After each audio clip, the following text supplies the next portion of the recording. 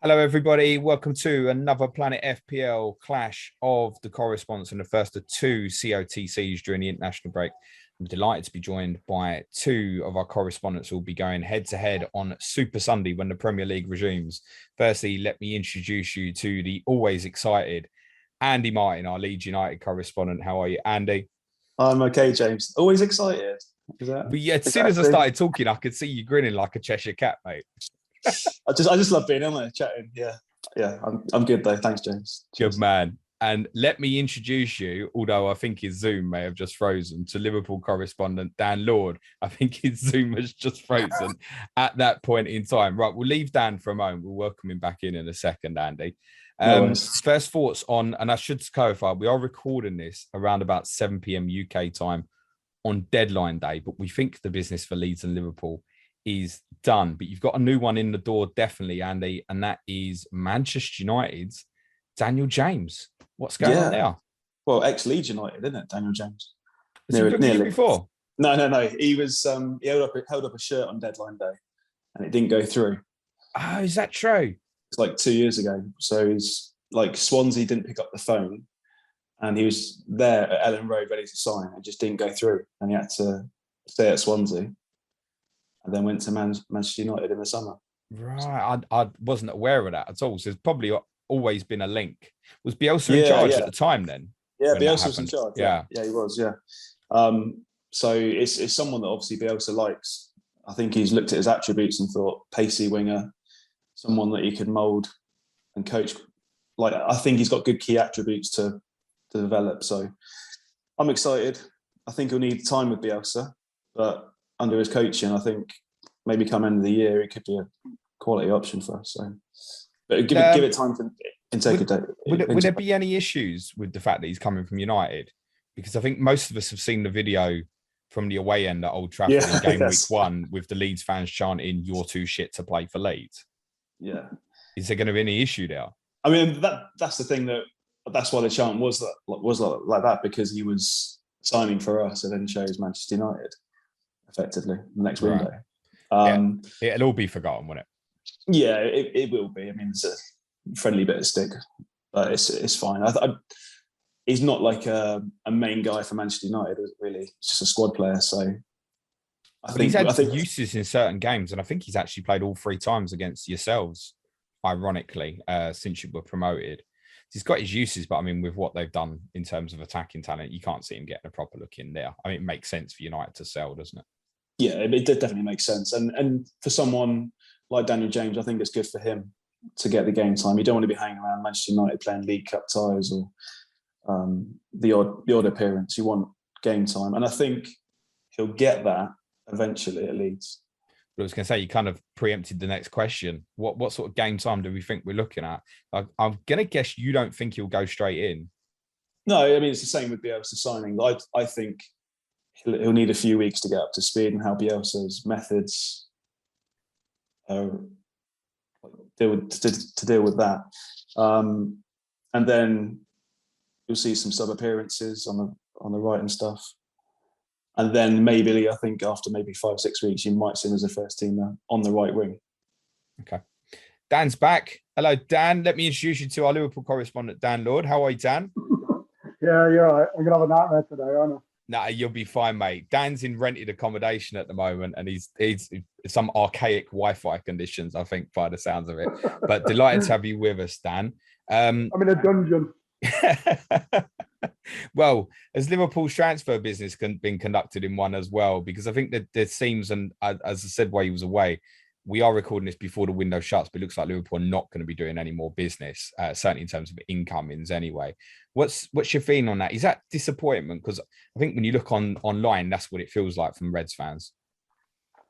I think, I'm the most patient of Liverpool fans, and I'm slowly going to the FSG out camp. I think it's too much now. I'm going to try and move somewhere because this is horrendous. We got mobile moving Dan now. Andy, thoughts on Liverpool's lack of business while Dan's moving around? I mean, I see Liverpool fans complaining all the time about no signings, but their squad's decent. I would love to have that kind of squad that they've got. And if they get everyone fit, like it looks like they're nearly up to full fitness with their team, their title challenges again. I don't think Klopp would want many more signings, big names, because it just disrupts what they've got already. And that if you get their first 11 on the pitch, they're unstoppable. Most, like one of the best teams in the world, like their first 11. Well, I don't really see the necessary to get other players in when you've got good youngsters like Harvey Elliott and Curtis Jones and players like that Klopp wants to bring into the first team. Yeah, I mean, they've obviously brought in Konate quite early in the window, and and that's a good sign. You've got Van Dijk, Gomez, Matip, all back fit. I mean, it's basically like 4 new centre backs, isn't it? Mm-hmm. And I guess and that moves Fabinho into centre mid, which is one of the best in the world again. Harvey Elliott's introduction, we'll speak to Dan when he comes back, but that's almost like a bonus come out of nowhere, because I don't think, having not played at Norwich in game week 1, I don't think it was any expectation he'd be coming into the team anytime soon, and people perhaps thought he might go back out on loan. Actually, he's been very impressive in the 2 games so far. Can you hear us, Dan? I gave him some I can now. I've literally moved next to the router, so I've no excuses now. I don't know. Good man. So FSG out. I mean, I was always like, "Oh, leave them alone." You know, they've done so much for us, but it's a bit frustrating now where everybody else is strengthening around, and you know, we were up there and we were good enough to compete, but I think we're slowly slipping away. And I still get it that we do have a good, strong 11. But we need to strengthen, you know, and especially the Firmino injury news is, you know, we can't rely on Origi, you know, when other teams have got bloody, you know, Jadon Sancho to come off the bench, or Rashford when he's fit, and, you know, Pulisic, all these kind of players, and, you know, we'll bring Origi on for 20 minutes and see if he can do it. It's frustrating now. Have you heard how long Firmino's out for? Because, again, at the time of recording, it's been contradicting reports in terms of we might be looking at months, we might be looking at 2 weeks. I've heard the same as you, really. It's a lot of people saying the sources who have said 3 months are not really reliable. Yeah, that's why I'd take that with a pinch of salt, but you never know. I mean, it didn't look much when he came off. He didn't look like he was in pain. He kind of walked off okay. It looked like it was just a twinge, and he was taking precautions not to make it worse. But who knows? Apparently the scans showed a lot worse than what it showed on TV. So we'll have to see. But it just goes to show that even if it is 2 or 3 weeks, the actual worry of it being possibly 2 and 3 months would leave us really short, and hopefully prompt FSG to get their hands in the pockets. But they're not going to do it. You know, we're banging the same drum, you know, all the time, and it's not going to happen. Isn't part of the problem specifically in terms of the forward area, though, the fact that almost anybody who comes into the club knows they're not going to start. So, I mean, there's been talk of, say, Dwight McNeil, Callum Hudson-Odoi over the last 24 hours or so. I mean, even those 2 players, they wouldn't start, would they? Well, they wouldn't, you know, right off the bat. But, you know, given the form of some of the players over the last, you know, 12 months or so, I mean, Mane looked well off it again at the weekend at Chelsea. I mean, a lot of them did, to be fair. I suppose Harvey Elliott was probably the best player apart from the centre half. But it's not just being able to get in, but it's actually giving that person something to think about, isn't it? And, you know, they can stroll through games and they can stroll through training because they know there's no competition. Whereas when you've got someone behind you pushing for that spot, you know, even Robertson now, if you think of it on the flip side, you know, he knows that C.O.T.C has done well, and actually he's got to up his game to keep that position. Whereas on the other side, Trent doesn't really have that problem yet. Nico Williams isn't going to come in and light up the world, I wouldn't have thought. So, but the same goes for the forwards, you know what I mean? It's unless they've got some competition pushing them, they can almost go through the motions. Not saying that they will, because Klopp wouldn't let them do that, but, you know, that kind of mentality of, well, you know, if I play badly, then, you know, it's fine. You know, I'll pick up my form soon. Whereas, do you think it's FSG, or like, do you not think Klopp? Do you think Klopp wants players then? Isn't Klopp happy with the squad? I think it's a bit of both. To be fair, I think it's a bit of both. Jones alluded to it last time we spoke that he's got this bit of a mentality. You know, where he went back to last season, where he said, you know, you can't coach during the season, and you know when it's so well, we're in the season already. Does he want to bring in players now to get them up to speed? Because he doesn't believe in it, or he seems like he doesn't believe in that. But I think it's a bit of both. He said for a few weeks, going on a couple of months now, that if they're not there to potentially be a starter, then what's the point? You know, when looking back at the midfielder players, you know, and Harvey Elliott started now, and there's Curtis Jones, and you know the others around there. I mean, Thiago's not even started yet, so you know there is depth there, but not everywhere. And the wings, for sure, we've got problems. If we get any injuries there, we've got problems. So Michael Edwards is a sporting director, I understand, attempting to step down. It possibly looks like he might actually be going to Real Madrid. Do you think this is part of the fact that, I mean, he's essentially in charge of buying the players, but the money's not there to buy the players? He's almost redundant. Is that part of it at the moment? Well, it makes you think that that's the case, isn't it? You know, why is he moving on? I mean, he's done really good. He's mainly done good, obviously with signings, but particularly, you know, with the sales that, you know, 20 million for Solanke and 20 million for Brewster, you know, these kind of players who were fringe players, and getting that much money for it, he's done really well with that. But he might be, you know, sick of it as well, going to FSG and saying, can we have X amount for player, you know, A, B or C? And they say, not until you sell, or whatever it might be. So he might have just said, right, I'll stop this, I'll go to Madrid and you know, or somewhere else. I don't know. Nobody really knows apart from people really on the inside, I suppose. I think the stat I saw is that since you won the Champions League, which is 2 summers ago, you've only spent about 20 million net. And then when you look across the road at United with Sancho, Ronaldo, Varane, Chelsea with Lukaku, City 100 million, Grealish, is that what you mean in terms of you feel like you can see it slipping away? Yeah, absolutely. It's, you know, but you always strike when the iron's hot, don't you? And that's what the saying goes. And Liverpool were always like that in the good old days, back in the late 80s, early 90s. They'd lose a player, but they'd bring like another one or two really good player in. Whereas now it's, you know, it's getting a bit stale and stagnant now, and you know, freshen it up a little bit. But they're not going to. You know, I understand they're not going to bust the wage structure. You know, they'd never go for a Ronaldo and pay off $1 million a bloody week or something like that. But there's a lot of players they've been touted with who have been, you know, Camavinga, for example, the guy who just signed for, you know, what did Madrid pay for him today? Was it 18 million, 28 million, something? You know, we're not talking a lot of money this day and age. I think there was talk of Wolves in for Renato Sanchez. And again, it was a loan with a view to something like 31 million euros. You know, we're not talking a lot of money with a little bit of strength and depth there. And I was hoping, you know, they'd look at Traore or somebody like that. You know, there's been a lot of rumours, but probably very little to them. It's just a bit frustrating. You know, everyone is strengthening and we're not. And we've got this kind of attitude as well. You know, that, well, last year, you know, we had X amount of players out, but this year they're back, so they're like new signings, and it's, you know, you're sick of hearing the same thing really after 2 or 3 seasons. This talk's going to look really stupid when we find out at 10 p.m. tonight that Liverpool have agreed a £32 million fee for Leeds United's Raphinha. Imagine. Definitely one of the funniest rumours I heard in the summer was that Liverpool were trying to buy Raphinha's shoelaces or something. Okay. I do want to talk about him a bit, Andy, and I kind of want to fit Harrison into the conversation as well. I'm a Jack Harrison owner at the moment. I realise most people won't be. They'll either be on Raphinha or thinking of going to Raphinha, possibly not this week, but perhaps for game week 5. Where do you stand on the two? And obviously now we kind of put in James into the prospect of potentially playing as well. Do you think it could lead to Raphinha going central longer term? I mean, it could be, definitely, like in the free role behind the strikers.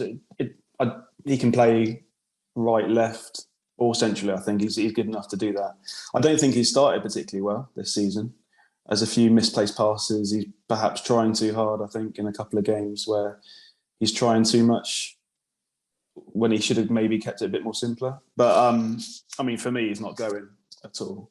I'm just going to continue to start Raphinha. And for me, at that price, it's a season-long hold because he's 6.5.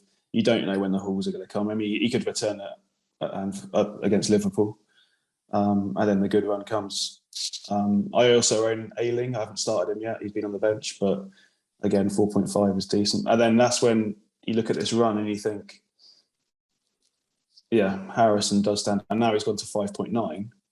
I know he's not particularly started that well. He's been quite quiet.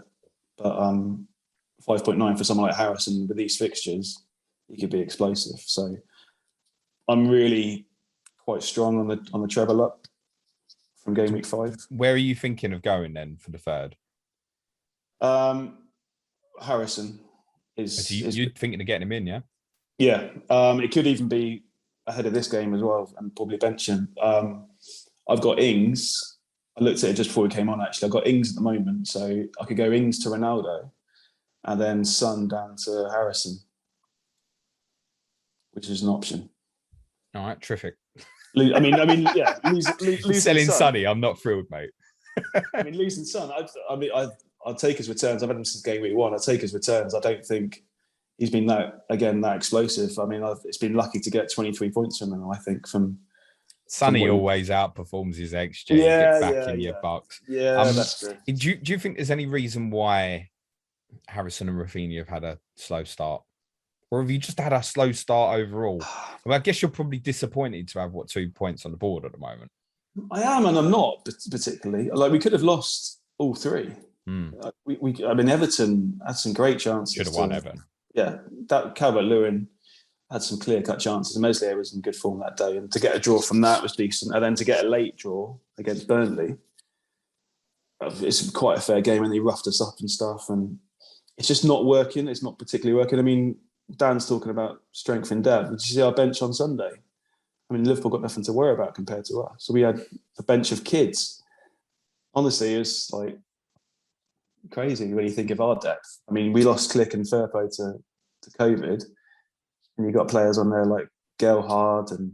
If I was to play devil's advocate, I heard a few people say after game week 1, second season syndrome. Is that a nonsense? Or is there a concern? If you suddenly get beat by Liverpool and then struggle at Newcastle and then it's West Ham at home and suddenly you're on 3 or 4 points from 6, is there a serious concern? I expect to lose to Liverpool. It's not. I don't go into that game with any confidence at all. It's how we do the next bunch of fixtures. I'll be concerned if we get past these 6 good fixtures and we're still not that much clear of relegation or looking down rather than up and stuff.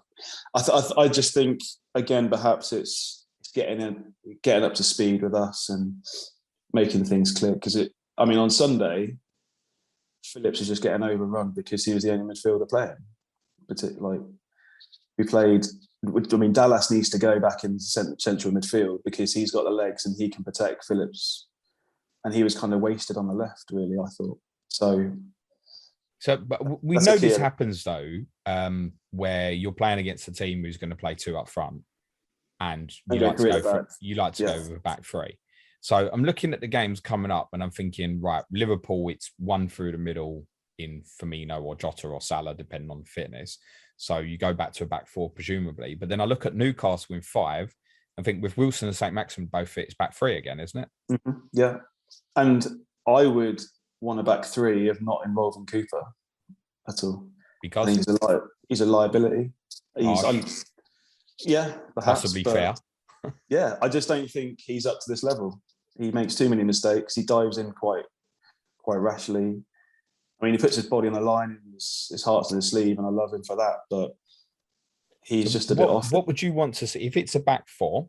If I said, right, it's back 4 against Liverpool, what do you want that back 4 to be? Firpo, left back, Ayling right, Llorente and Straug. Maybe Koch for Straug. Okay. If it's a back 3, and then we haven't got those 3 centre backs. Yeah, but even if Koch's not available, I think, as we saw on Sunday, Shackleton as a right wing back is better, and then put Ayling as the third centre back.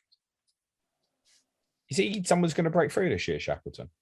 I hope so. I think he will as well. What's his best position? Right wing back. Okay, so I mean, he can play right back. He can play centre mid, but as a right wing back, I think he's brilliant. Yeah, he's classified as a midfielder, isn't he? He is. Yeah, I thought he was a defender, but then he says 4.5 midfielder. Yeah, I don't think I don't think we're going there because I don't think anyone is like you're looking at 4.5 million forwards. And it's like must not get who's your young forward, Greenwood. Yeah, Sam Greenwood. Yeah. Not to be confused with Mason. It's like don't get Sam Greenwood. I don't want to block myself to 3 Leeds. That's a really bad idea. What's your thoughts on Leeds, Dan? They gave you 2 very difficult games last year, the 4-3 opening day, and then the 1-1 at Elland Road on the Monday night where it didn't exist because of the Super League trouble, wasn't it? They give you 2 tough games. What's your feelings about going into play them? I've not seen a great deal of Leeds. I've not watched the full match of theirs this season, but judging by what Andy said and what I've seen, they're kind of off the pace at the moment. So I think it's a good time to be able to play them. Just once they also get them up and running and they're super fit like they were last year, they'll give the good sides a game like they did. So I'm happy to have them coming up. I think, unless this is the game they turn the corner, I don't know. I like Leeds. I'm one of the few that do like Leeds because most people just call them dirty Leeds, don't they? No, everyone loves us now. We're everyone's second team down. But no, I like Bielsa. I've always had a soft spot for Leeds, so I hope they come through again, and it's not a second season syndrome. Just don't start game week 4. Yeah, I don't have any concerns about it, Andy. Like literally 0. I just think something's not quite clicking, and I think the fixtures have probably been subtly more difficult than how they appeared. United was a bit of a disaster second half, game week 1. Everton game week 2 turned up better than we expected them to turn up, and Burnley away. If Burnley have that sort of day, you're quite happy to take something away and just get out of there and know you're not going back there for another 12 months or so, I think. Mm-hmm. What's your thinking, Dan, on the centre-back pairing at the moment? Are you expecting Matip to stay as first choice if he stays fit? And what have you made of big Virgil Van Dijk's return so far? Firstly, Matip, yeah, I think he'll stay. I don't see any reason why not. He's been awesome so far. His issue has always been staying fit. So if he stays fit, I think, yeah, they'll probably tweak it up, I think, in the Champions League and get Gomez some game time and Canate somehow, somewhere. I don't know which fixtures because we've got a difficult group. Tough draw, yeah. Or the Coca-Cola or whatever it's called these days, Carabao. Them kind of games for the league, I think it's pretty much Virgil and Matip at the moment, and Virgil coming back is just what a difference it makes. It's not just how good he is, his presence. It's his passing from the back as well, pinging it out to the wingers. It gets the defence thinking about other things that they obviously didn't think about when Phillips or Williams were in there. They were thinking about a 70-yard diagonal ball across the fullback. It just opens up so many avenues, and he makes the game look so easy still. He's a beast. I love him.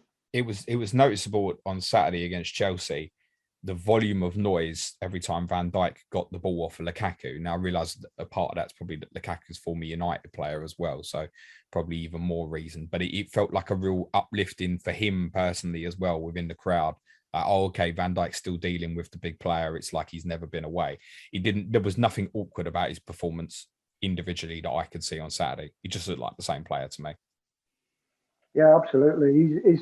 I was a bit cautious that he was coming back a bit early, like I said, pre-season, but he's not looked out of place. He's looked sharp, he's looked fit, he's read the game well. He's like he's not missed anything. Touch wood. Hopefully it'll continue like that. And further forward, thoughts on Harvey Elliott? Quite surprised, actually. I obviously where I live, we're quite close to Blackburn. I know club doctor at Blackburn, and I asked him about Harvey last year, and he said he's awesome, like talented. He said, but he'll probably need another season in the Championship. He said it seemed like he was always playing with a bit of fear, like he didn't want to ruin his Liverpool career by getting injured in the Championship. And arguably, he was Liverpool's best player at the weekend against Chelsea, and the game before he did very well as well. So, quite surprised. I mean, there's no doubt of his talent, but whether he was ready for that step up, so far, so good. Do you expect him to stay in? Because I think the suddenly playing against Burnley, because you had issues in the midfield area for the Norwich game, and it kind of felt, could he get thrown in? And there wasn't much talk about it in the build-up. Then suddenly there was a few returnees, but Elliot was in for Burnley. And then I think it was just as much surprise, actually, that for the Chelsea game, he stayed in again because it's a very different game, Burnley versus Chelsea. You expect him to stay in now? He's kind of earned it, hasn't he?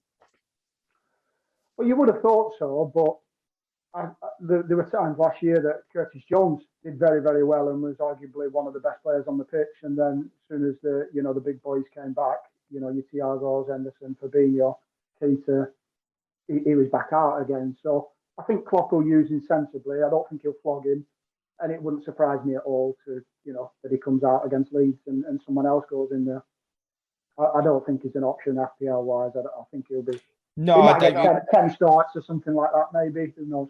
I think it would be too much of a risk at the moment, but there's a couple of things I really like about him. One, he's so busy. Another is this tendency, despite being a left-footed central player, to drift right. I actually think he could be very good specifically for both Mo Salah and Trent Alexander-Arnold. It's so busy. He gets around the pitch, and he also looks like someone, unlike the rest of the makeup of your midfield players, looks like has got a goal in him as well. Yeah, absolutely. He is unlike the rest of the other players because, like you say, he could even play as a winger, really, and he has done in the past, as you know, like the right-sided when Salah was out injured, and he had a few appearances there and in cup matches. Yeah, he does offer that, and like you say, it does. The amount of times he overlapped with Salah in the last couple of games, particularly the Chelsea game, going round Salah, so giving Salah the option to then come inside and give him which he always does anyway.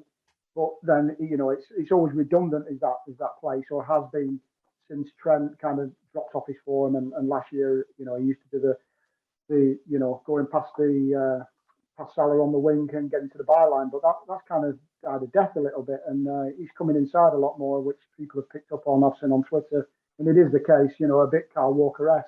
Them two will take the kind of the right side, and then Trent will also almost come into Elliott's position, which is no bad thing, but you want him out there for FPL wise, don't you? You want him whipping the balls in instead of you got a better angle that way.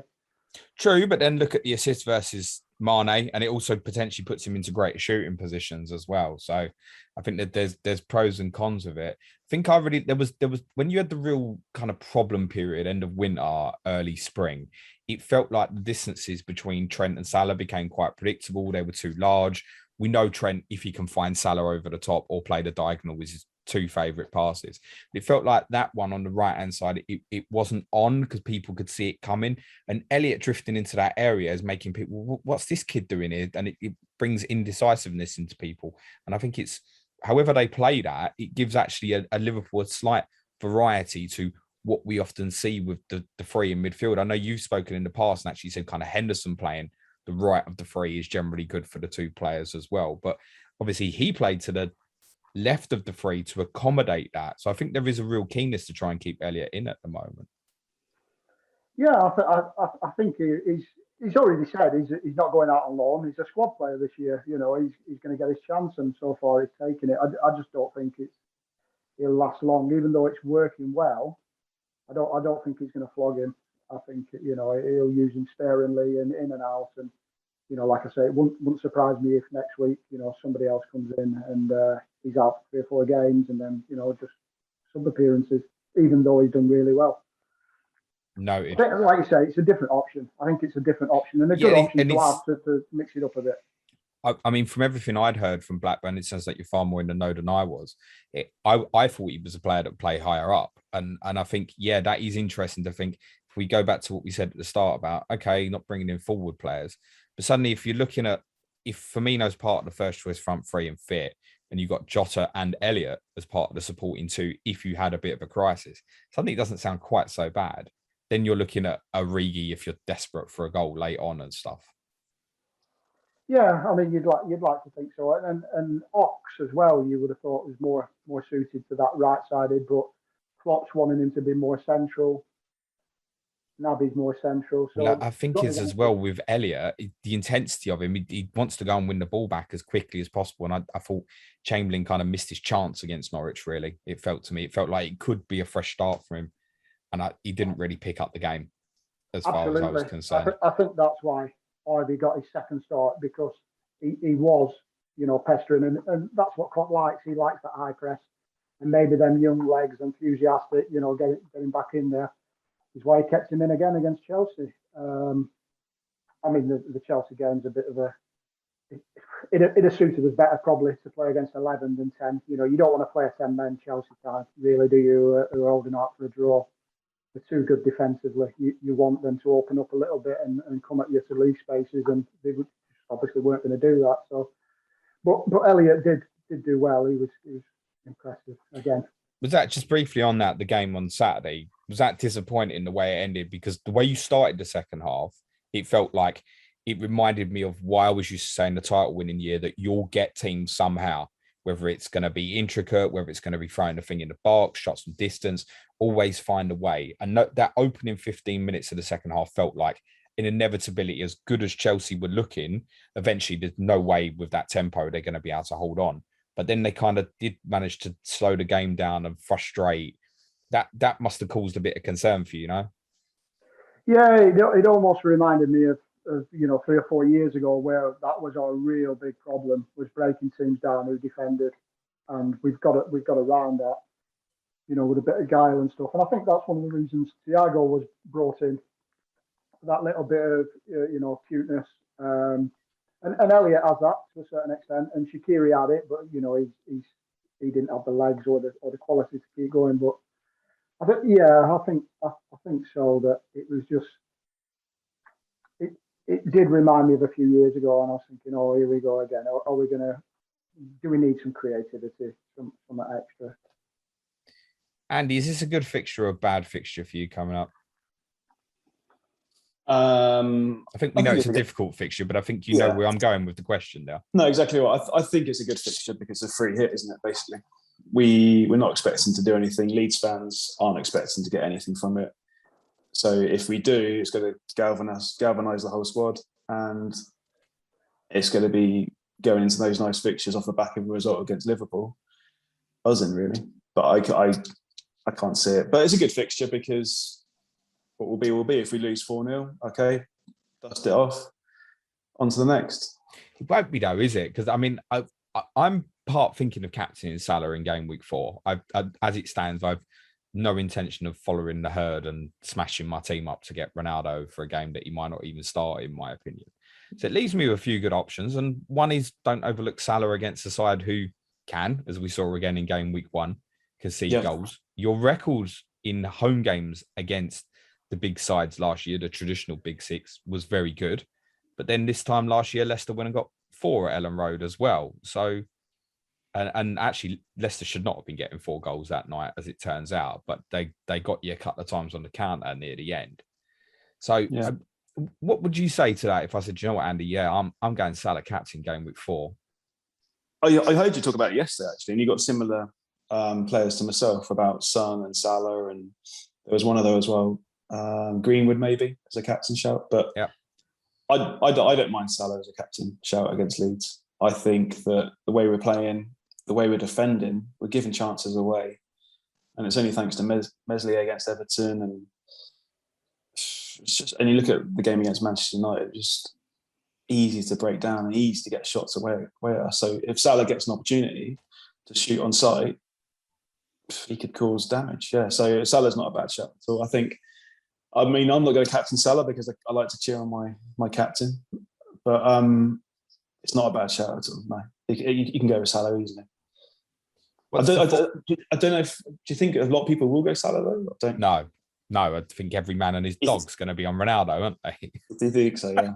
I mean, it's beginning to look that way. I mean, at time of recording, he's been in the game for about 4 or 5 hours, and he's already got 5% of the game with ball in, right? I mean, that's only going to increase over the next 10 days or so. I'm fairly confident of that. But yeah, I mean, we wouldn't normally Salah away at Leeds if we were in a position where Ronaldo wasn't there and United didn't have Newcastle. Let's say United had Everton away or something. I don't think we'd be fearing Salah away to Leeds from a captaincy perspective. Do you think Firpo will play left back if we assume it is going to be a back 4, or is he likely to play Dallas there again? Do you think? No, I think he's got to put Dallas in the field. I think we'll go with 4 at the back, and Firpo will be fine from COVID, and Yeah, it'll be him left back. Is that why he missed the Burnley game? Yeah, him and Click were right. Okay, COVID related. I'm not sure if they've come into contact or got symptoms or whatever. But because he got taken off basically on the hour mark against Everton. You kind of changed system at that point. He obviously played the second half at Old Trafford, and there's no specific blame, perhaps on Bruno's second goal a little bit, but there's no specific blame on him to what happened in that second half. But it's another one that makes me think, well, this is going to be his first kind of real test of potentially playing 90 minutes or so. He's going to do it against one of the best goal scorers in the league. Yeah. Am I overthinking it by looking elsewhere beyond Mo Salah? I think you could be overthinking it. I mean, Firpo, we don't know if he's completely up to speed. I don't think he's up to speed yet to what he can capabilities. Right. But I think he's an offensive fullback, right? Yeah, he is. Yeah. Do you think he's going to create space going forward? Probably. But I just think that we can't play Dallas left back again because it's just a wasted to put him there because of what he can do in the midfield. I think it's interesting because if you said to me now, Dallas is going to play left back against Liverpool, I think in my mind I'd feel less comfortable captaining Salah. Ironically, because I just know that he knows the system. He's played the position a number of times. He can obviously play 5 or 6 different positions for you actually, but he knows the role. He'll know how important it is if he's going to go man to man up against Salah, which presumably he would do.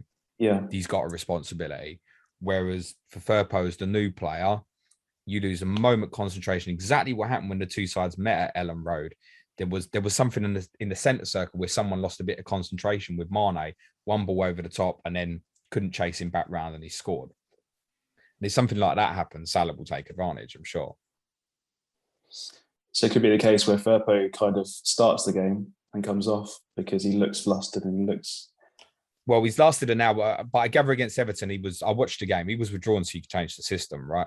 Was the main thing that day. Okay. Dan, and we did it better after he came off, actually. I wouldn't disagree with that, ironically. But again, I'm not sure it's necessarily specific to him. I just think you needed to change the system because Everton were going to take the game away from you at that point, actually. Dan, you'll have Mo Salah, won't you? What's your thoughts for game week 4 for captaincy at the moment? To be honest, I haven't thought about it, but I'm definitely not getting Ronaldo. So is that principle, Dan, or? No, I just think like you, he might not even start. I'm going to wait it out a little bit. Back to Salah though, just for your information, or you've probably seen anyway, he looks really good this year, the Salah. As good as he's done since he's been at Liverpool. So sharp, really got his eye in. His goals are coming. You know what I mean? He looks like he's on fire. Yeah, I've said to you in the past, and the regular listeners know this, that actually he's a player that frustrates me when I own him in FPL. I feel like he goes down blind alleys sometimes. He doesn't often feel like it works out for me. It was a pleasure watching him against Norwich. In the Burnley game, he was just dead unlucky. It was one of them things. There was no, he's not in the position. A different day, he could have had 2 or 3. And he's in the place that matters, obviously, for the goal on Saturday against Chelsea. You know he's going to get a few of them during the course of the season. There's the main reason why I didn't sell him.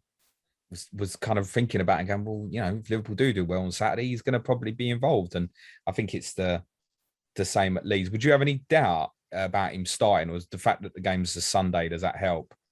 I just think because the Champions League draw is so tough as well, mate. No, I don't have any doubt. No. Who's the first game for Liverpool in Champions League? No.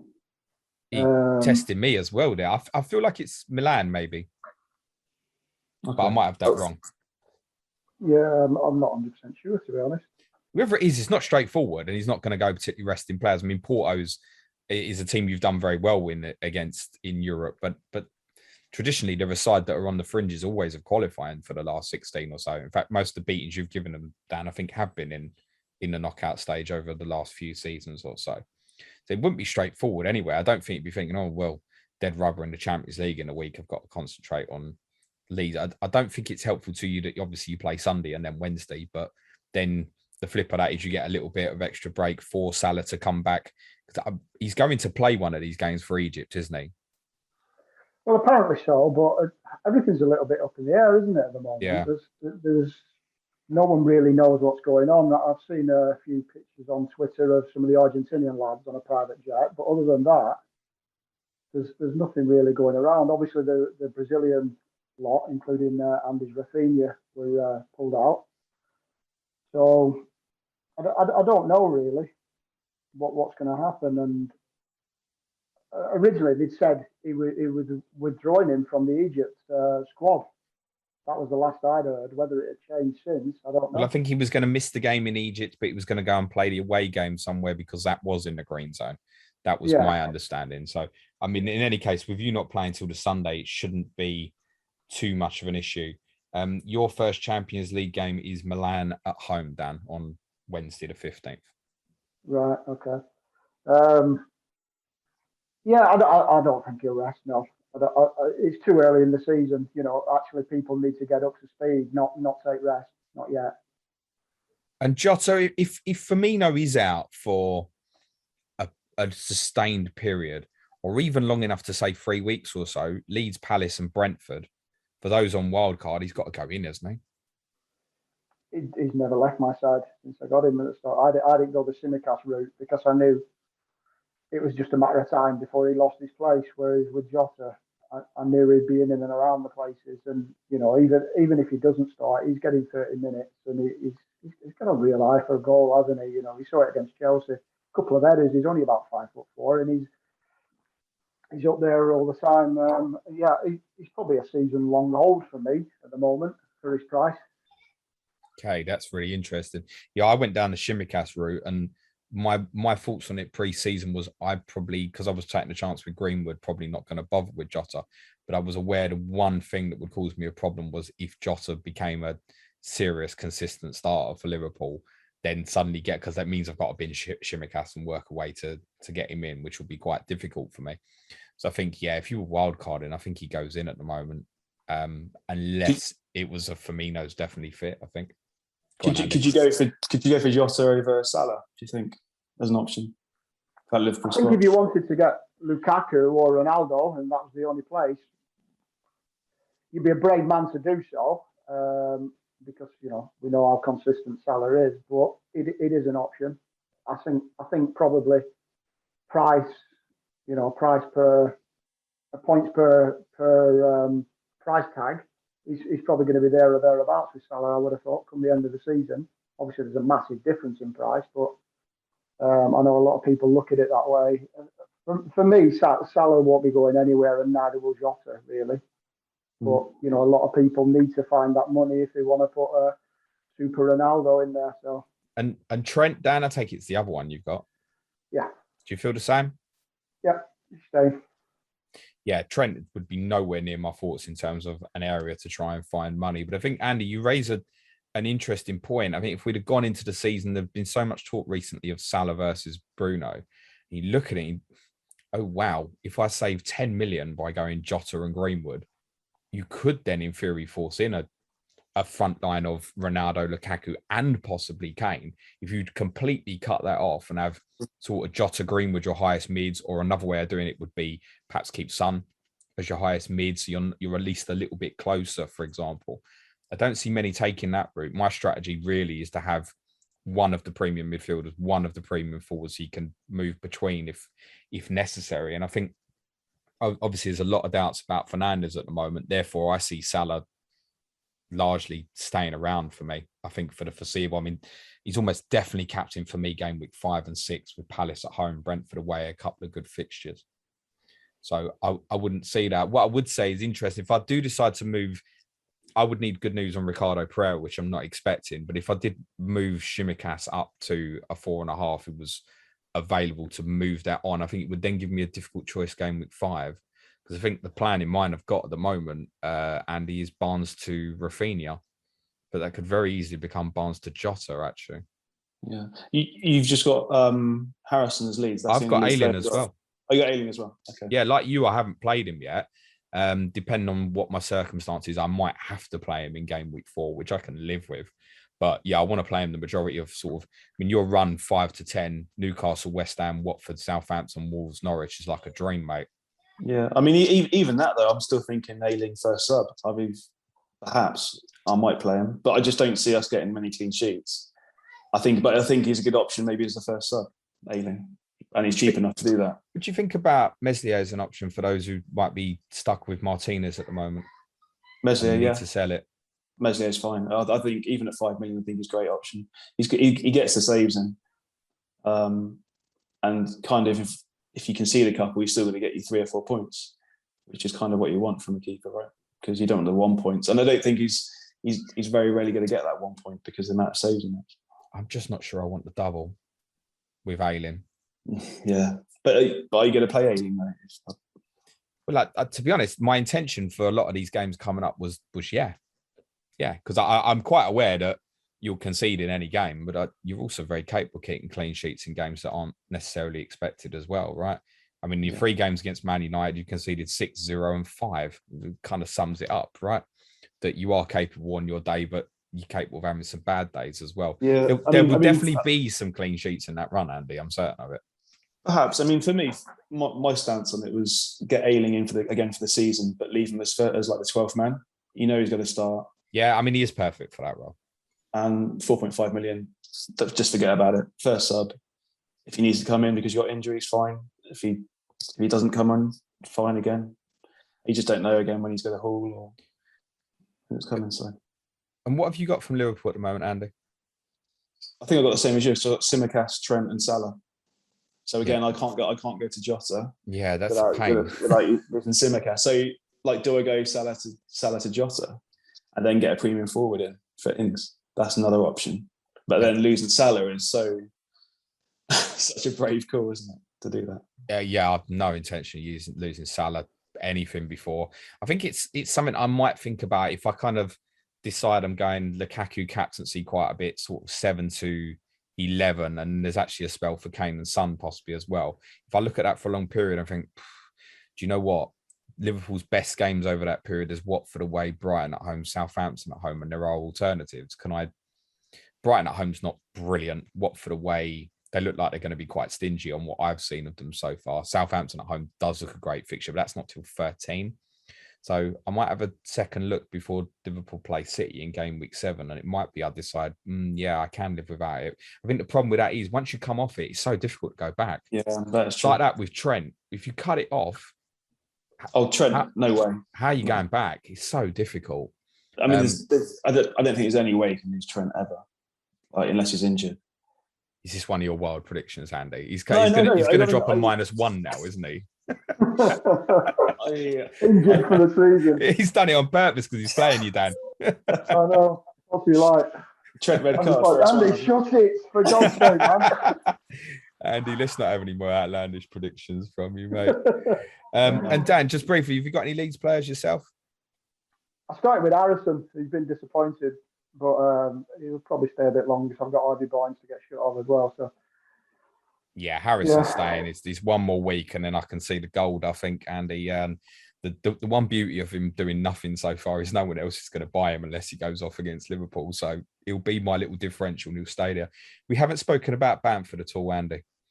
He's one of the few players you said pre-season was priced correctly, i.e. not underpriced. Now he's dropped to 7.9, and with them fixtures coming, is he now underpriced, or is it still too much, do you think? No, again, I think it's a fair price. I think he's going to play and he's going to chip in returns. It's the fact that you got other strikers in that price range, that Antonio, Calvert-Lewin.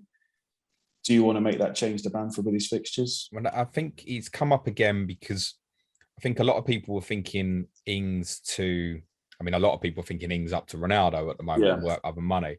But I think people have been looking generally, we're probably thinking Ings to Calvert-Lewin in game week 4. Now there's a little bit of doubt about his toe injury and possibly now another injury that's pulled him out of the England squad, which might leave, there'll be people sitting there who can't move the money up. Calvert-Lewin doubtful, looking at Villa away to Chelsea and thinking, I need to get rid of that. Okay, it's Liverpool first, but then there's a good run for Bamford afterwards. I think I can see people, particularly if Calvert-Lewin's ruled out, I can see Bamford becoming more and more popular the closer we get to the game week, actually. I understand that. If Calvert-Lewin is out, I think Bamford's a fine move, and you can still play him against Liverpool, but then those fixtures, No problem with that at all. I just think Harrison Raphinha is just bargain price. The amount they cost and the amount they're going to return, I don't think you can look past those two. If you get Harrison, Raphinha, and Elland, and you have a really good period between 5 and 10, are you ever going to get rid of any of them, Andy? I'll have to look at it when I get there, but it'd be nice to keep all three, wouldn't it? It's very unusual. Normally we do Clash of the Correspondents and it's all a bit doom and gloom, but you're heading towards treble Leeds. Dan's got treble Liverpool. And he's on the best treble at the moment, clearly, by the looks of it. I think with Jota in there. It's really interesting. You'll very much be going head to head. Thanks very much, guys. Let's do predictions before we finish off. I know the game is sort of, well, from time of recording, it's 12 days away, but go on, Andy. Let's give us a sensible prediction. I know you're going to do it as well. Go on. Yeah. I mean, I'm not confident, which is a shame. I don't think we started the season too brightly. There's more to come from us, but Liverpool going to be too strong. I'm going to say 3-1 Liverpool. Okay. And Dan? I was thinking exactly the same. Salah brace, 3-1. Salah brace, captain, eh? You may be my captain. Thanks, Dan. I appreciate that because I've got someone to blame now if I go with Mo, right? I was thinking 3-1 in my head as well. And then when you said 3-1, Andy, I thought, no, I'll go 2-1. Let's sod it. Let's go full house. 3-1 Liverpool across the board then. But you're always capable, Andy. And as ever, I don't think Liverpool will be leaving and thinking that was an easy afternoon. I don't think that would be the case at all. Andy, where can people find you in socials, mate? It's FPL_tactician. Good man. And for yourself, Dan, where can they find you, mate? FPL_local Lloyd. That is the man. Thanks very much, guys. Give the guys a follow. We've got one more C.O.T.C to come before game week 4. And that is with, in my opinion, the two teams who have the best next 3 fixtures each. And that is Watford and Wolves, be joined by Stephen Toomey at 6th goal and Bradley Parker at Parker_Bradley. Other than that, enjoy the rest of your weekend, everyone. I'll be streaming on YouTube 3 o'clock tomorrow. Thanks again to Andy and Dan. Cue music, please, man child.